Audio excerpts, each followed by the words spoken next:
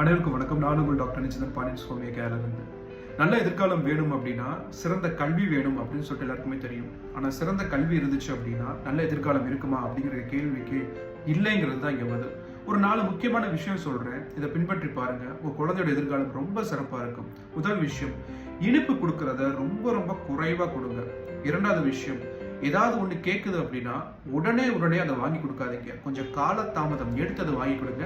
இல்லை சில நேரங்களில் சில ஏமாற்றங்கள் வாழ்க்கைக்கு ரொம்ப தேவையானது. இந்த காலதாமதம் எடுக்கும்போது அந்த பொறுமைங்கிற குணம் அவங்களுக்கு வளர ஆரம்பிக்கும். மூன்றாவது விஷயம், குழந்தைகளுக்கு முன்னாடி அசிங்கமான வார்த்தைகள் உபயோகப்படுத்துறதோ, யாரையாவது திட்டுறதோ, சண்டையிடுறதோ இதெல்லாம் இல்லாமல் பார்த்துக்கோங்க. நான்காவது விஷயம், நம்ம குடும்பத்தில் யாராவது பொருளாதார ரீதியாவோ இல்லை அறிவு ரீதியாவோ பின்தங்கியிருந்தாங்க அப்படின்னா அவங்கள மட்டம் தட்டி பேசுறது இல்லாமல் பார்த்துக்கோங்க. இது 4மே இல்லாமல் இருந்தாலே போதும். அந்த குழந்தை நிச்சயம் ஒரு நல்ல மனிதனா இந்த சமுதாயத்துக்கு மாற ஆரம்பிப்பா. முயற்சி பண்ணி பாருங்க. நெக்ஸ்ட் குறிப்பில் வேற விஷயங்களை பற்றி நம்ம பார்ப்போம். நன்றி.